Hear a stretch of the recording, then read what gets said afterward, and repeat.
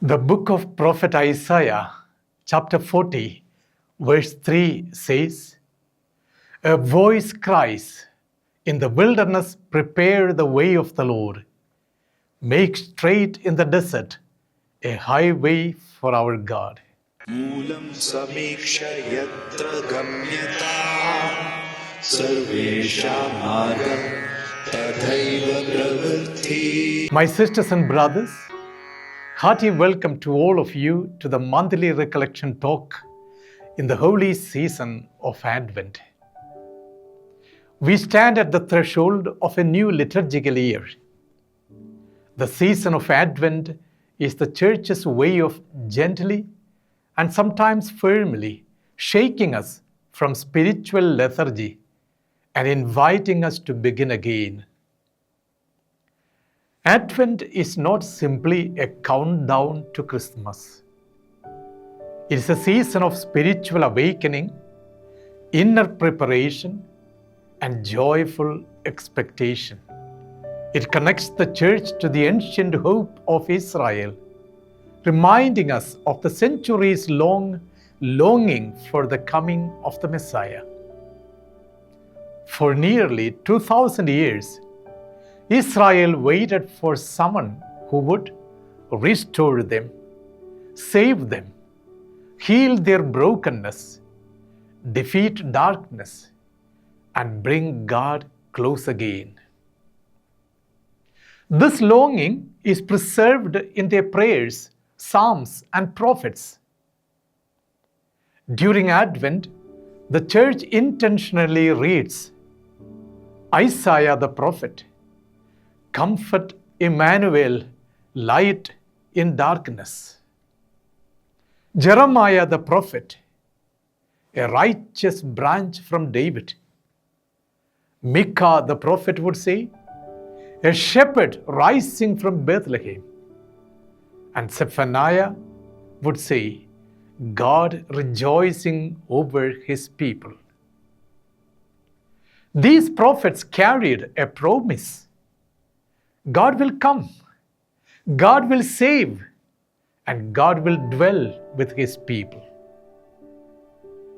Advent is the liturgical link that ties us directly into the same longing. We wait as they waited. We hope as they hoped. We cry out with them, "Maranatha, O come, Emmanuel." Sisters and brothers, Advent shows us that God works slowly, gently, and faithfully. Israel waited for centuries, and God did not rush. He formed them through waiting. Their hope shaped their identity. Advent places this truth before us as well. God's timing is perfect, even when it feels delayed. This affects us deeply. It heals our impatience. It gives meaning to unanswered prayers. It teaches us endurance. And it reminds us that God is not absent. He is preparing. Therefore, the geography of Advent is interior. We are asked not to travel to Bethlehem, but to travel to ourselves. Many of us live away from ourselves. We get lost in roles, responsibilities, pressures, and expectations. We smile outwardly, but carry storms inside. We function, but we do not flourish. Advent whispers, "Come home to your heart. Come home to truth. Come home to God." Advent is also a gentle season, a quiet knock at the door of our hearts. We must realize that Christmas is not about stars and crypts. It is about the heart becoming the birthplace of God. Therefore, Advent is a beautiful invitation to pause, to remember who we really are, and to become a little more like the one who is coming. Sisters and brothers, today we reflect on 5 heart-touching Advent attitudes, biblical, spiritual, and practical, each illuminated by the witness of honorable people of our time. First and foremost, Advent is a time to return home to our true self. We read in the Gospel of Luke, chapter 15, verses 11 to 32, that beautiful parable of the prodigal son and his return. Sisters and brothers, the longest journey in life is the distance between my wandering self and my true self. Advent invites us to return home, not to a place, but to a state of heart where God dwells. In his spiritual classic, The Return of the Prodigal Son, Henry Nouwen reflects deeply on Rembrandt, the Dutch artist's painting, and observes that the father's 2 hands are different. One hand appears strong, broad, and masculine. The other hand appears slender, tender, and feminine. Nouwen interprets this as Rembrandt's insight that the father in the parable embodies both motherly tenderness and fatherly strength, the fullness of God's parental love. You must remember, according to the Jewish tradition, men are expected to be only masculine. They are not to show forth any feminine tendencies. If they do so, they would be even ridiculed in the public. But here is a father who always stands at the door waiting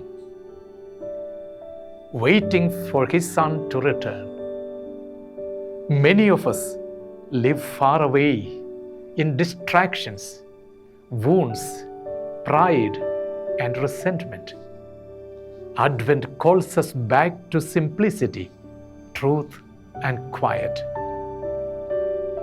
Dr. Abdul J. Kalam, during all his achievements, he returned every day to the home of humility and prayer.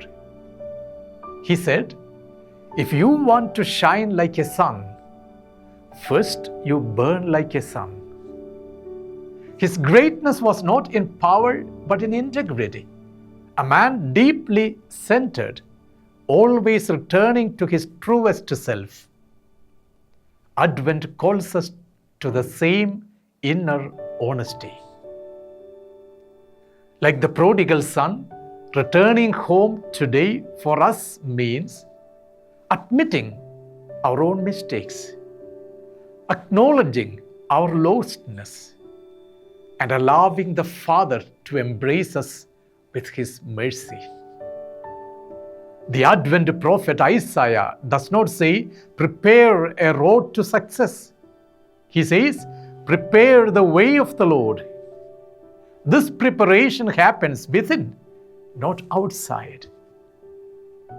Therefore, let's begin Advent by naming one area of disorder, perhaps anger, or addiction, or resentment, or fear. Make one concrete spiritual step in your life, perhaps confession, spiritual direction, or writing a letter of forgiveness. Replace your morning rush with a morning moment of stillness, praying, "Father, bring me home today." Yes, return is the first Advent invitation. Secondly, Advent is a time to stay awake, to live with holy attention. The Gospel of Mark, chapter 13, verse 33 says, "Be alert and stay awake." Spiritual sleep happens not when the eyes close, but when the heart forgets. Jesus' repeated Advent instruction is very simple: stay awake. The opposite of faith is not doubt, it is indifference, a numb heart. We miss Christ not because He is absent, but because we are distracted. He comes through people, interruptions, small sacrifices, unexpected pain, and we often fail to notice Him. Mother Teresa noticed what everyone else overlooked. The person dying on the street, the lonely, the unwanted. Her spiritual awakeness made her a channel of God's compassion. Her holiness was not in doing great things, but in noticing small things with great love. She saw what others ignored: the dying, the unwanted. When someone asked her, "How do you find God?" she said, "I look at Him in every human face." This is Advent watchfulness, staying awake to God in people. Advent asks the same question: who is Christ coming to me as today? We live surrounded by noise, phones, screens, and problems. This constant distraction slowly makes us spiritually drowsy. We no longer notice God in ordinary moments. Perhaps a child's smile, an elder's need, a co-worker's tears, a stranger's gesture, an inner prompting to pray. Sisters and brothers, Advent invites us to cultivate holy attention, the ability to notice God's footsteps all around us. Perhaps eat one meal a day without phones or screens. Ask yourself twice a day, where was God present for me today? Spend a few minutes each night reviewing your day with gratitude. Thirdly, Advent is a time to make room, to empty our heart for God. The Gospel of Luke, chapter 2, verse 7 reads, "And she gave birth to her firstborn son, and wrapped him in swaddling clothes, and laid him in a manger, because there was no place for him in the inn." My fundamental question always is this: where was Jesus born? The evangelist would say He was laid in a manger because there was no room in the inn. We need to clarify here two things. First and foremost, why there was no room in the inn. In the given context of Mary's and Joseph's life, as they approached the inn, the innkeeper naturally noticed that these are poor people, which means they were traveling with a donkey, which was the poorest man's vehicle. And he understood they may not be able to pay the amount that he deserves. Secondly, he must have most probably noticed the woman who is standing in front of him. And he understood she is at the peak of her pregnancy. If I permit her to enter here, she would most probably deliver her child here, which means I'm going to lose my job for another 40 days due to the Jewish tradition of purification. You understand, there was no place for them in the inn. Because the tragedy is that the human heart is full of unnecessary things, worries about unimportant things that I need to achieve in my life. Therefore, the gospel clearly mentions Jesus was laid in the manger. Sisters and brothers, it does not say that Jesus was born in the manger. And I believe because they did not get a place in the inn, most probably, just like any wanderer, any migrant in my country, my Lord might have been born at the roadside. He was later laid in the manger. Remember, we carry too many things inside of us that we have no place for the Lord inside. We carry wounds we refuse to release, possessions we don't need, busyness we think is essential, pride that refuses to bend, guilt that refuses to heal. An overcrowded heart becomes an inhospitable place for God. The Incarnation teaches us this truth. God chooses emptiness. God fills only where there is space. Perhaps it is time that we sit back and identify for ourselves certain aspects of our lives. Identify one emotional burden to let go of. Make a decision to clean your physical space, your desk, your room. Clarity outside creates clarity inside. Certain voluntary penances are always good for a sound body and mind. Fasting even once a week loosens your attachments. Can you unsubscribe from a habit, a complaint, or a toxic relationship?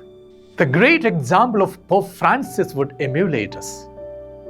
He embodied simplicity and modeled simplicity and detachment.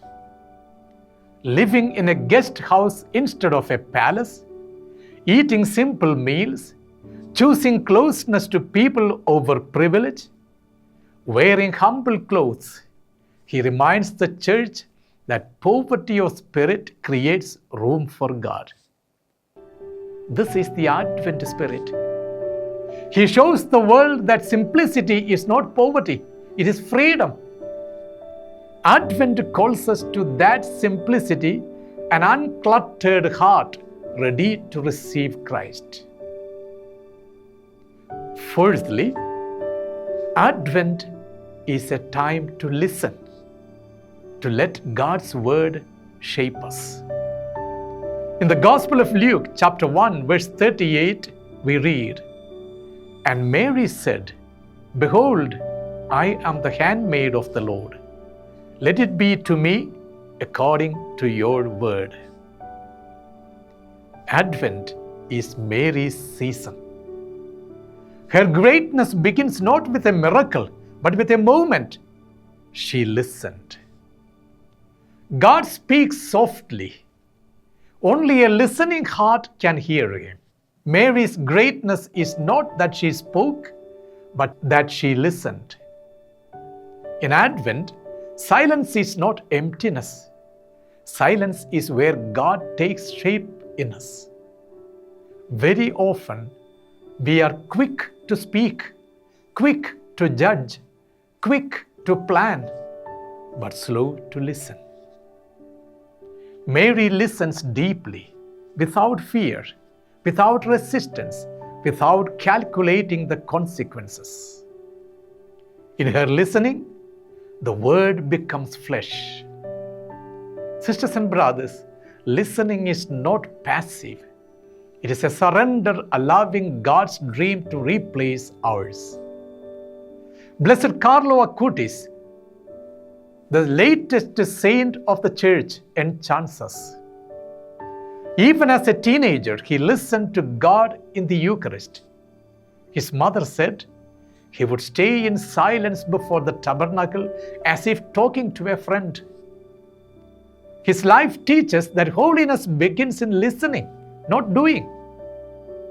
His listening changed his choices, how he lived, shared, forgave, and loved. That is Advent listening, allowing God's whisper to guide our life.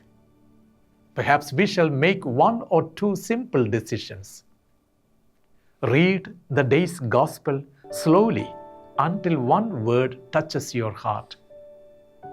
Silence your phone during prayer. Ask in prayer, Lord, what are you saying to me today?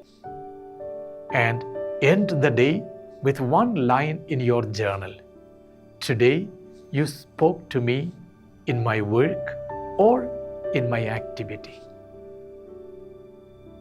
And finally, Advent is a time to give Christ to others, to become another Bethlehem. In the Gospel of John, chapter 1, verse 14, we read, "And the Word became flesh and dwelt among us." Matthew 5:16 would say, "Let your light shine before men." Bethlehem was small, unnoticed, ordinary, yet God chose it. Today for us, Bethlehem is not a location, it's a disposition of the heart, a place where Christ can be born through our actions. Christmas is not fulfilled by putting a star on the house, but by putting Christ in someone's darkness. Not by lighting candles, but by lighting lives. Not by exchanging gifts, but by becoming a gift to the other. The world today is hungry, not for words, but for warmth.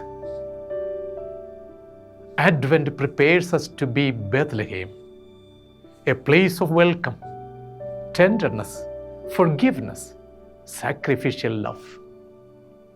Ask yourself, my sisters and brothers, who needs me this Advent? An elderly person who is lonely? A poor family who needs a meal? A wounded friend waiting for a call? Or a child longing for love? Blessed Rani Maria became Bethlehem for the poorest villagers, feeding, empowering, and educating them. She died forgiving, with Christ in her heart and on her lips. She became Bethlehem. God was born through her compassion. This is the final call of Advent. Do not just admire the crib, become the crib. Yes, this is the Advent invitation, to let Christ be born through our kindness. Offer this simple prayer every morning in Advent. Lord, let someone meet you through me today. My sisters and brothers, Advent is not merely the preparation for a feast. It is the preparation of a heart. If we return home, remain awake, make room, listen deeply, and give Christ to others, then Christmas will not simply be celebrated, it will be experienced. I wish you the blessings of this Advent season as we tread our journey towards Bethlehem to meet Jesus in that beautiful crib. Let that crib become our hearts. May we be able to prepare our hearts to give a fitting place for Jesus to be born. Amen.